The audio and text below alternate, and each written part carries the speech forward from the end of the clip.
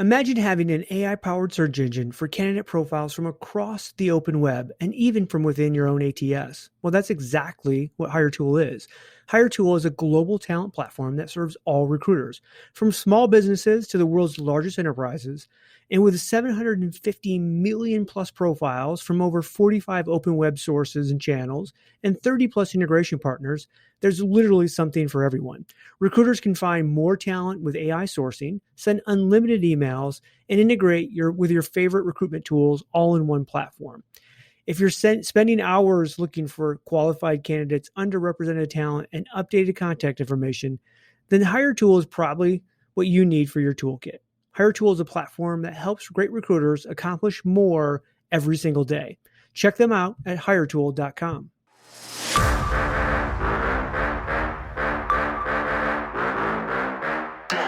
What's up, friends? Chris Dunn. It's your boy, aka KD. Happy to be joined on the HR Famous podcast by the one, the only Jessica Lee. Yes, I'm going to her first. I'm tired of playing games with who my favorite is. Jessica, how are you? I'm good. Although you said it's your boy, and I do wonder at what point, like, are you no longer a boy? Yes, Hold on, like no. boyfriend, man friend. It's your boy. It's your man. So let's talk about that. Is that what's your reaction to that? Does that make you uncomfortable, JLee?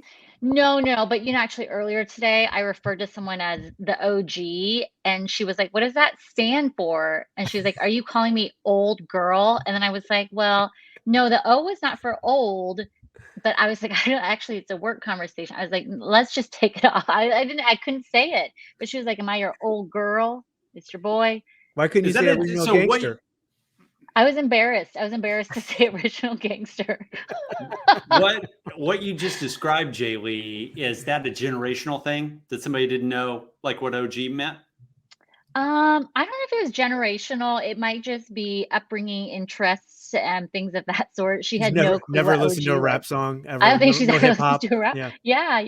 It was because it was not generational. So in a world where, we're now when we signed on to this, I had a chance to put in my pronouns, which I did not do, by the way, because I refused to be defined in that world. So I guess the question, JLee, is 10 years from now, is that going to be unrecognizable when I say it's your boy, KD? Might be. Yeah, we're going to say it's your what? It's your it. Now I got to insert what makes you comfortable. It's me. You're just going to say it's me. By the way, now I got to come up with OG pronouns because I would just do that. That would be amazing to have OG pronouns. Who's your favorite OG? That's Tim Sackett coming in. Who's your favorite OG from the world of old school rap, Tim? Oh, wow. It's Tim Sackett, HRU Tech, connoisseur of old school rap. He tells you that in his profile on the Tim Sackett Project. And the Tim Look it up. I got an answer once Tim said his. Good. I love you too, LL Cool J, Kumo D. That's kind of my 80s, rap guys. LL Cool J. It's hard to go wrong there. JLee, what do you got? What do you have? Well, so first, the context is we started watching Hip Hop Evolution on Netflix, which is an amazing series. Okay.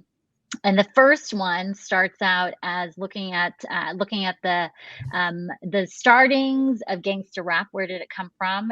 And the thing, and this is now my new answer, if you ask me, who's my favorite, is Tupac. They went. No. They went way back to the beginning to show the roots of Dr. Dre. And I saw Dr. Dre in a purple satin sequined suit where he was DJing. And I had never seen this side of Dr. Dre before. It was amazing. So he's now my favorite, wearing purple satin. I mean, it was amazing. So, we merged the worlds of talent and business here. So don't forget, folks, Dr. Dre, board member at Apple. Yeah. Beats by Dr. Just Dre. as FYI, board member, I believe. OG. Yeah. The OG in a purple satin suit. Do you think Tim Cook ever calls him the OG? Just tossing it around in the boardroom. I have a hard time seeing Tim Cook just throw out OG or refer to something back in the NWA days. Yeah. Before Dr. Dre went independent. I just have a hard time seeing that. That's why I declined explaining what OG stood for in my call earlier. Just Yeah, moved on. it's complicated. It's complicated. Hey, so last 2 weeks for me, I got out there, man, in business travel. Like I got out there hard, like 4 different locations, some in the Southeast or the South, some not. And I guess I'll give you my observation, like going hard in the paint on the road for 2 weeks after really not doing it much at all, like Like in a a year year and a and a half. half, Yeah. is we really do have a tale of 2 different countries related to how like people are embracing or otherwise masks. So airports and Mm. planes, kind of as they should be. I'm super comfortable with that. Like you're in a aluminum tube. Let's like put the mask on. I did not see, Tim Sackett, any shenanigans related to the masks. But I have to tell you, after being in the Southeast, and then I went to Vegas and I hopped into like a Vegas strip hotel. I was kind of surprised. I just didn't assume that it was going to be there, Tim. I was surprised to see the mask mandate in the hotels in Vegas, which I guess inherently I get because they're trying to protect their business, bring as many people in. Before Yeah. we go to a professional in hospitality, Tim, what was your reaction being on the road the last couple of weeks? No, same for you. I tell people like you forget, like when the mask stuff first came out at the height of the pandemic, you would, I mean, some people at work, when you went into a store, like you had to wear a mask everywhere. And if you go to Vegas, you feel that. Like there was time, because when you go to conferences, Katie, like HR Tech or Sherm or whatever, you don't even get outside ever. So you're inside the entire time. And if you're inside for 12 straight hours, your mask is on for 12 straight. You forget like how suffocating having a mask on for 12 hours is. Right. You just want to get anywhere where you can take it off and go, oh my gosh, I can't stand this anymore. And they're serious. People think, oh, it's Vegas. People probably just had it like hanging off their face. No, they have people nonstop telling you have to have your mask on even after you have something to drink or whatever. If you're just walking around, if you're in a restaurant, again, people have it off, which is again the same stupid paradox of, okay, like, yeah, you have to have your mask on, and all of a sudden, like, you have it on for 8 hours, and then you sit at dinner with 12 people for an hour or 2 hours, and no one has a mask on. Everyone's talking, and you're just like, okay, this is just kind of silly. But so JLee, what Tim described in Vegas. So we were kind of in the Mandalay Bay like property for a conference, and Friday comes, Tim's out like on a like 4:35 a.m. flight, whatever it was. I can't really remember. Me being the OG that I am, I'm not getting up like at noon to flight get to the airport. Yeah. So I have a noon flight. So I get up like still pretty early, I've got to add. And I'm like, I'm going to get a run because it's really nice in Vegas this time of year, like October. So I'm going to get a run. So I start walking like, down the casino floor. And I think, okay, here's the convention center at Mandalay. I could not find the way to get out to the parking lot to get a run in the nice temperature. So I end up, JLee, and I'll bring you in for any observations you have. Couldn't figure it out. Like literally couldn't figure it out. So That's on purpose. I had walked like 10 minutes, maybe even like more than that. I'd walked, like went to different levels, couldn't figure it out. And I'm like, okay, I'm going to walk 10 minutes back. So now I'm 20 minutes of aerobic activity in. No big deal.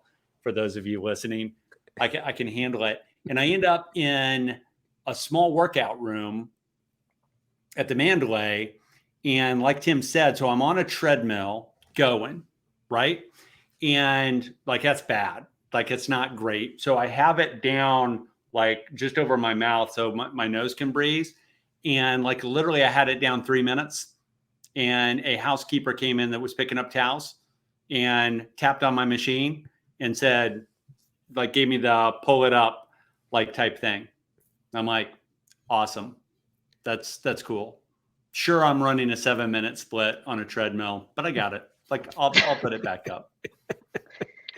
A few observations. First is it is by design, just like IKEA. They do not want you to leave the hotel because they want to keep you Tough, inside tough because they scene. want you to be back on the floor of the They casino want to keep spending your your money. money. Yeah. So you're never going to be able to get outside.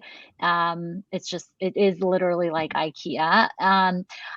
So the wearing masks in Las Vegas and like with the hotels, I mean, that's all mandated by like the county that they're in, though, right? So this is not like the hotel industry saying we want you to wear masks. This is the county. And I think Las Vegas is an interesting one where there's been lots of challenges with mask mandates. But here's the other thing, like you're indoors, not a lot of windows, so their ability to like circulate air in a way that's meaningful, blah blah blah. I mean, that's part of the reason why they're still going to have the mask mandates, in place for a while. So I think that's certainly part of it. But the thing I actually really like about your story is not the 7 minute miles, because you say you just run leisurely, and for I me don't run 7 minutes 7 minute is like, miles. There's that's like booking it. Oh, okay. Thank you for correcting the record, because you make the rest of us feel bad about ourselves with 7 minute miles. no. Is that housekeeper, though, like that's not an easy thing for someone to go up to a guest who is paying good money to stay at the hotel, for which we're thankful. And so I love, though, that they felt empowered enough to just go up to you and say, excuse me, sir, tap you on the shoulder or tap your treadmill and say, lift it up. So that's not easy for our housekeepers and otherwise to do it. So I'm glad that you listened and didn't cause a scene. Not that I would ever expect you to, but No. Like, there's no reaction in me that wants to cause a scene. I want to like respect that person. By the way, she didn't talk to me. She just made a motion, and it was good enough. Hey, Katie, It- I've only had one in like about a dozen flights in the last 2 months. I've had one person cause, I mean, just a minor issue on a flight, and it was leaving Vegas, and it was a white dude, probably my age, 40 to 50 kind of ish, with his wife who was like let's just say they were the couple that would enjoy Vegas. You could just tell by the look, Sure. right? Right. I'm on an early flight, and they're doing Bloody Marys, on the way home, kind of thing. delicious. And the dude didn't have his mask on after he got through checking, like, scan your boarding pass, and you were waiting in the tunnel to get on the plane. He took his mask off. So as he's walking on the plane, the stewardess is like, hey, you got to get your mask on. So he's like, doing one of those things, and immediately sat down, and we just happened to be in first class, immediately sat down, got his Bloody Mary, and then took his mask off. And she keeps coming back going, you got to put the mask. He's like, I'm drinking my drink. And she finally like had to go like 2 different times, had to get on like the overhead thing going during like the announcement, like, we will not close the door until your mask is over your nose, kind of. And it was just one dude sitting there. So pro tip for like shout out to the retirees heading back to Detroit from Vegas. The pro tip is you can't set your drink down, right? Like if you're going to have your drink, like if you don't want to put the mask on, you have to have your drink up to show that like consumption is imminent. That's the pro tip, right? Just like that, Tim. I saw you with the Diet Mountain Dew. Hey, by the way, real quick, and I want to talk about after hours emails as our primary topic today, real quick. So you're talking about situations in flights during this COVID period. It just so happens I was on a flight the next week to Houston, and I'm on a Southwest flight. And it's Tuesday, late afternoon, early evening. And as luck would have it, it was the same day that Southwest Airlines announced that they were going to mandate vaccinations for all of their pilots and flight attendants. So flash forward to last weekend. We're taping this on a Monday, weekend of roughly the 9th, and Southwest introduced that roughly. I'm trying to do the math. They would have introduced it like on the I don't know, the 4th of October, and they would have introduced that. So I was on a flight, and just so happens the guy like in the row with me like told the flight attendant that they now had a vaccine mandate. And she didn't know it because it had been introduced like 4 hours earlier. So they had an interesting conversation. And basically it was that guy encouraging her not to get the vaccine. So I have my earbuds in, nothing playing, by the way, right? just the appearance of Noise cancellation off. Please I'm don't talk to me. unapproachable. Yeah, I'm unapproachable. So I listened to it. It was interesting. So flash forward to the future weekend, and as we're taping this, last weekend, Southwest had about 30% of their flights cancel.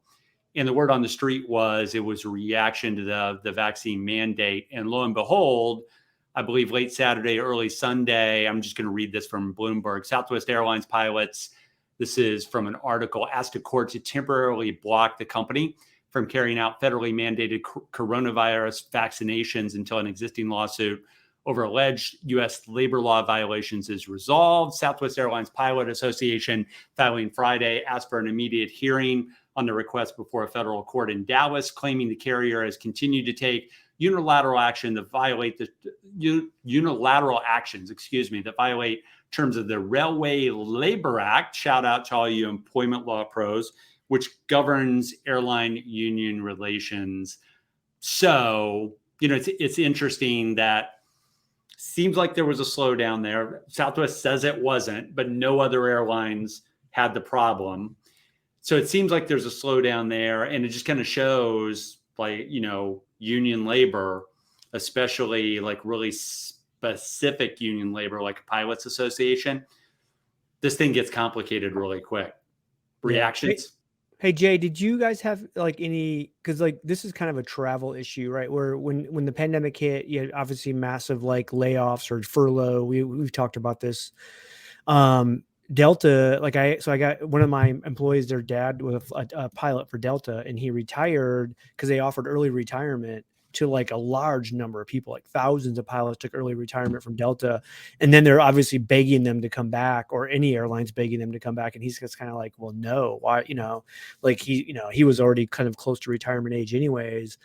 But that's also another factor to like our talent shortage, right? Is that we did some kind of reactionary stuff, and now we're all kind of paying the price for some of that. I was wondering, like, for you guys, did you guys just furloughed though? You didn't really do early retirement stuff, did you? Well, I think we did all of the above. Yeah. All of the above. I mean, it's different in different markets based on whether, travel, how heavily travel was impacted and what the staffing models look like, how unionized and things like that. But I think the thing that's interesting about Southwest is also, like, you're right, Katie, they were the only ones that reported like mass cancellations. So it makes you wonder like what was happening there. But I also wonder, they're not in isolation in terms of dealing with this, and so how much are they in lockstep with other airlines and trying to do things really industry wide is probably one of the big questions I have, because I think this is a really tough one to go at it alone when, you've got others who are in the same boat. So that's the thing I haven't really read into yet, but I am wondering like where's the rest of the airlines on this one? My perception, JLee, is that they were late to the game related to, I think there was an assumption Southwest really didn't have a lot of public comments about vaccination. They were late to the game. And I would assume that a lot of their folks, Texas-based, a lot of their folks thought that Southwest wasn't going to go there. And when they did, I think it's probably more of a surprise related to some of their airline peers that did it as much as a month ago. In some cases, even longer. So I think there's a cultural thing there. It'll be interesting, but it does underscore the fact that, especially in an organized labor perspective where there's a collective bargaining like aspect to this, it can be a little dicey. Now, I'm sure there are provisions within the collective bargaining, that talks about things like we thought would never be used, right? Like pandemics. So, and here we go. So it'll be an interesting thing to watch. I think I've heard about like cancellations, Amtrak Northeast Corridor, that was out on the wire today. So there's a lot of stuff going down. By the way, it all underscores something that Tim mentioned, which is there's a lot of different things that have happened during the pandemic. We've talked about a lot of them here that's restricted the overall like labor supply. And people say it is somebody's fault. I say it's nobody's fault. Like, we got a lot of stuff going on and we find ourselves really in a restricted labor supply. And it's just going to be super interesting to figure out how we get out of this. All right, enough about that. I want to hit you guys with this. I did a post last week, kind of prepping to write a new book. So I'm kind of like throwing some trial balloons out there. The title of the post was, "Are you a jerk for sending that email at 9 p.m.?" Now, I'll set it up this way. Present company, my two co-hosts, highly driven. I've been known to throw out like a 9 p.m. email from time to time because I work when I work. And the reality is that a good thing or a bad thing? Kind of what I said, JLee, as I said, it's complicated. But I was really like wanted to write about this, JLee and Tim, because there's a recent Wall Street Journal article which cited a study of perceived urgency of after-hour emails. Okay, so you get into the whole work-life balance, cultural thing, mental health, all of that. So here's what the study found. We examined this question in a series of studies with a total of more than 4,000 working adults. We have participants take the perspective of either a sender, my preferred role, or a receiver of a non-urgent work email sent outside work hours. We asked, quote, senders to indicate how quickly they expected a response and asked receivers to indicate how quickly they thought senders expected a response from them. We consistently found that receivers overestimated the need for a fast response, something we call the, quote, email urgency bias. The study went on to say, JLee, in both studies, we found that on average, receivers assumed that they needed to respond 36% faster to off-hours work emails over what the senders actually expected. So I know both of you have seen this. I went and threw this post up on LinkedIn, and I got to tell you, the reactions to this is just a freaking mess. Right, JLee? You've seen these, right? So I threw this post up there, and I've got some other pieces of the post coming up, but really what I said in the post is it okay to send a 9 p.m. email out? And the answer, of course, is it depends, but wow, what a cross-section of America we found. JLee, any reactions to that? Hello, I'm Ruth Thomas, host of Comp and Coffee, where we break down what's next in the world of compensation management. From pay transparency to performance alignment, we explore how businesses are rethinking compensation to drive impact, equity, and growth. So if you're shaping the future of pay at your organization, grab a cup and tune in. Listen on the Work Defined Podcast Network. Well, no, first with your post on LinkedIn, I was actually very confused because I was watching it since you tagged me, and I'm like, oh, no, this person agrees. Oh, no, this person. I mean, it was like bipolar within the thread of people just having very, very, very strong reactions and opinions. And one of the people who commented on it, I think I probably agree with, where I almost wish we could take like a study to know like age, level within a company, tenure, blah, blah, blah, to just better understand, where someone's coming from. Because I think that's probably like the thing that's crystal clear is that it wildly depends on if you're the sender or receiver and kind of power dynamics at play, which I would agree with. JLee, if you did like a cross section of demographics, what would you expect to find? I saw that comment in there too, that they'd love to, like career level, earning power, et cetera, et cetera. What would you expect to find?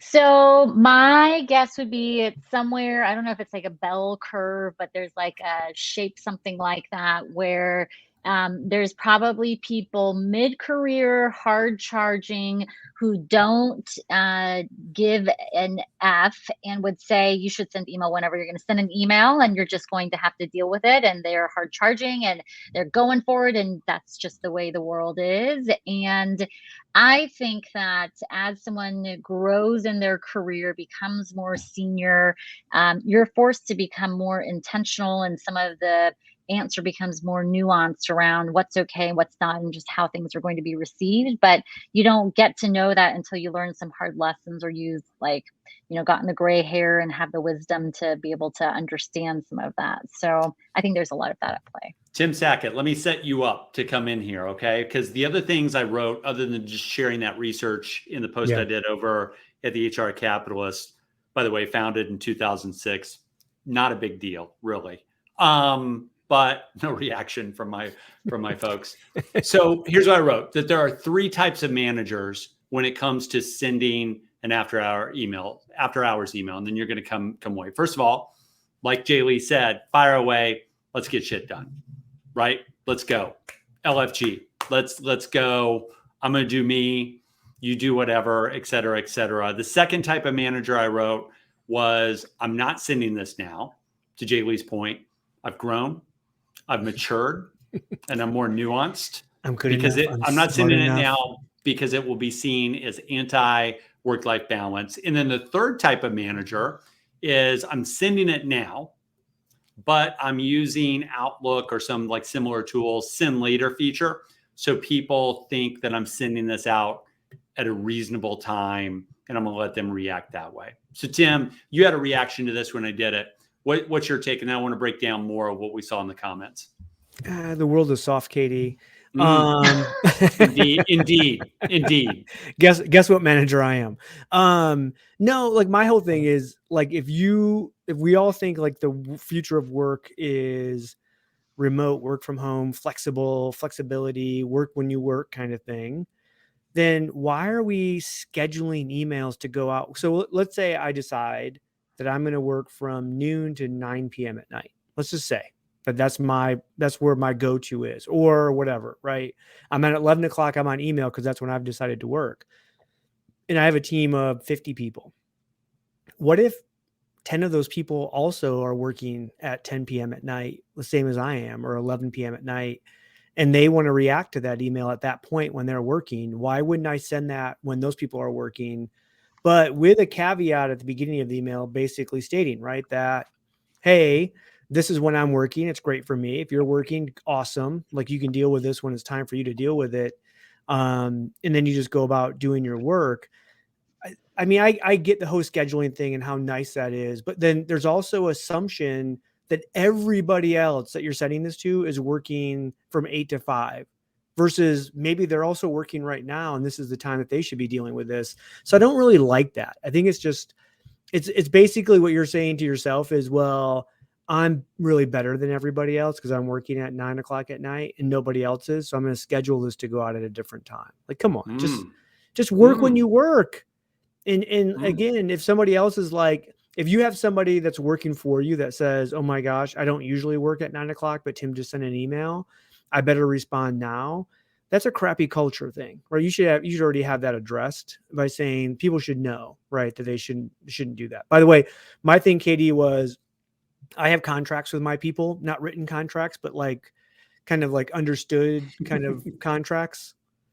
And one of those contracts for me was, if I ever call you after hours, if I call your phone after hours, something major is going on. I'm not calling you just to say, hey, let's go to dinner and get tacos, or how are you doing? Like, how was the kids' softball game?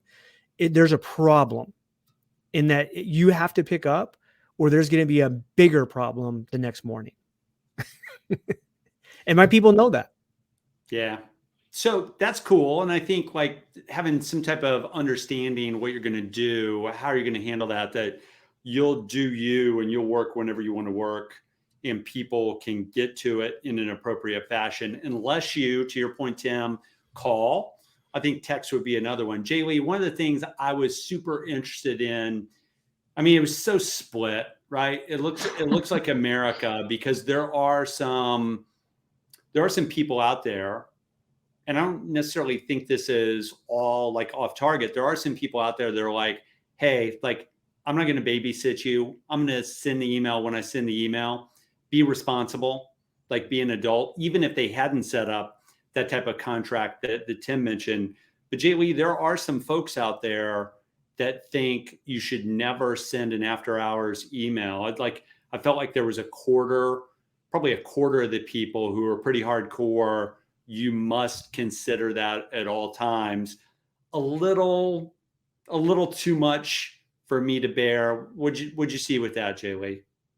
Yeah, I mean, there were people who felt very, very, very strongly. And I think part of this is like, the whole thing is, it depends. I am very cognizant of, what time I send emails and who the recipient is. Like if you're a senior level person, I don't care what time I'm going to send you the email. You're going to get the email when you're going to get the email. I'm going to hit send. But if I'm sending, let's say, a big team-wide email and it's going to go to 200 people, like I'm very cognizant of those things. I'm not going to hit send at 9 p.m., even though I probably wrote it at 9 p.m. Like you're going to get it.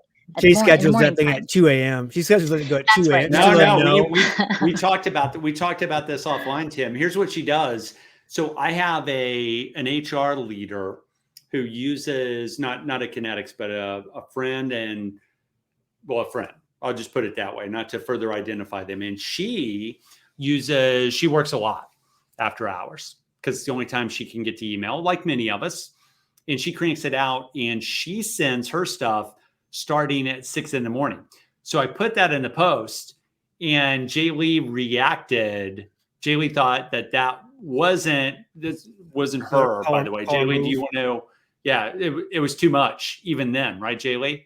Well, so for me personally, even 6 is early. Like when I schedule emails, I literally schedule it like for between 8 and 8:30 a.m. Like that's the sweet spot for me. Because for me, it's like if you're sending it at 6, like that is the time where either A, I'm still sleeping, B, I'm dealing with children, trying to get them like fed, dressed, whatever, to get them out the door. And that's actually a really stressful, like anything before 8 a.m. for me is a stressful time because I'm trying to get children situated, or I myself am trying to wake up. But here's the problem with all of this is like, actually, I know a lot of people in my company who schedule sends for 8 to 9 a.m.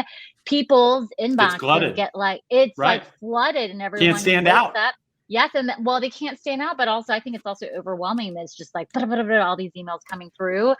Here is something I was going to ask you guys though, because I was thinking about you guys on Friday evening. So I was on a text thread with colleagues and it was, I think not 8, and it was about 8 p.m. and someone sent a Wall Street Journal article. And they're like, this is a really good read. And I responded and I was like, I'm really embarrassed to tell you that I'm not reading Wall Street Journal right now. You're really classy. Like I literally just opened up a bottle of wine and I'm going to sit down and watch Hip Hop Evolution. Actually, I was going to watch Dave Chappelle, but then we changed course. But I was like, oh, wow. What about texting at 9 p.m. like to colleagues? What about that? That's next level. I don't understand like this having the cake and eat it too. It's like, oh, I want to work from home or remote or work from anywhere and be flexible, but don't send me something after hours. How do you define after hours if you're supposed to be, if you want ultimate flexibility? Like those are two things that don't go together. It's like, no. You want flexibility. There is no after hours at that point. You know, you might have your own personal after hours, but it's going to be different from everybody else's. Like, I just don't understand this. So the people who did the study, friends, recommended some disclaimers in your after hours email. I'm only going to read one of them, but if you ever wonder if somebody's actually done work like in the field with a big corporate team, all you need to do is read one of these after hours disclaimers. Here's the money one in my eyes. This is like you add these to all your after hours emails. Okay. Please know, this is not Chris Dunn, by the way. This is the PhDs in the study. Please know that I respect boundaries around personal time. If you receive an email from me during your personal time, please protect your time and wait to respond until you are working. It's important that we all prioritize joy over email whenever possible. So that is, wow, you're living a thing. By the way, when I shared it to LinkedIn, I literally want to vomit. I'm going to people vomit. actually like some of these and are like, well, so, it's I'm kind of going to wordy. steal that. It's kind of wordy, so I don't really want to put it at the top of the email. And I'm like, yeah, you probably don't. By the way, I'm going to get you out of here on this, and we'll get out of here for this episode of HR Famous. The dirty little secret, JLee, I'll go to you first, is that there are really 3 types of employees when it comes to email management.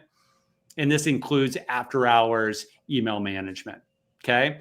The first type of employee, I respond within the hour to anything you send, nights and weekends included. And the dirty little secret is, if you're a manager of people, you love this person. This person is on it. They are an achiever.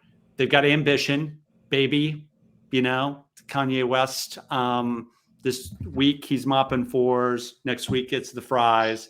They're ready to go places. The second type, I don't respond during nights and weekends, but I'm in control, and you aren't disappointed by my timeliness of response, which is cool. You'll take that person. The dirty little secret to all this is we have group number 3. And group number 3 is I have trouble being responsive to email. It doesn't matter when it's sent. You'll rarely feel like you're a priority.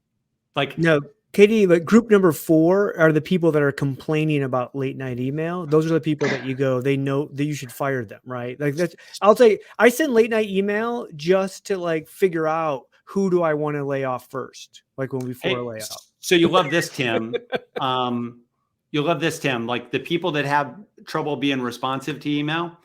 And JLee, I'll read this and I'll throw it to you. I wrote that they're also probably the first ones to complain about your work ethic and drive. And yes, your 9:31 p.m. email about the Sparkman account.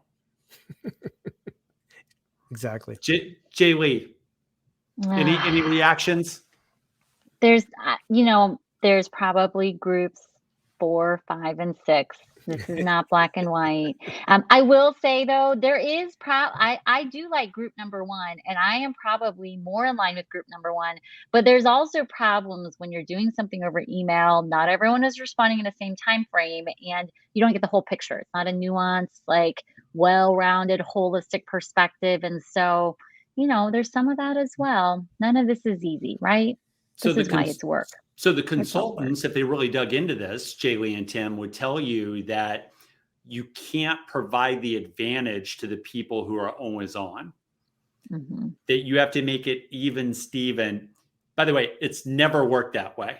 No, it never will. It never will either. In the high achievers, right? The dirty little secret is, if I had to sum all this up, so I workshopped this for a book, and if I had to sum it all up, I'm probably going to do a X and Y chart to show that the bigger the company, and you probably be criticized for this quicker, right? So the bigger the company, the more you need to have a strategy to deal with this. And that's just life in corporate America. I do like JLee's thing. I think opting out, like, her opting out of the text string, which we've all done to each other as we do group texts, right? So say, hey, I'm out. Like, I'm not doing this later for this. And by the way, Tim, you and I got a response from JLee on a text string that was taking care of 4 things. We got that this morning. She was taking care of 4 different text strings from last week, and she was knocking them out, all of which included doing me a personal favor, of which I'm the most thankful for. So thank you, JLee, for coming back around, still a high performer, not forgetting. And you know what? It's the thought and it's the follow-up that really counts. JLee, any response? It's a power move to opt out, by the way. I'm always amused. You don't see this on text threads, but sometimes on Facebook Messenger, so-and-so has left the conversation. Yes. That's a power move. I think. Hey, by the way, they should let that for email and for text messages. You should be able to have that same recognition, because I don't think it's a power move as much as you're telling people, look, I'm out on all this. You guys have fun with it, but I'm not. I have no interest whatsoever. It's better to opt out of something like that than it is to not participate.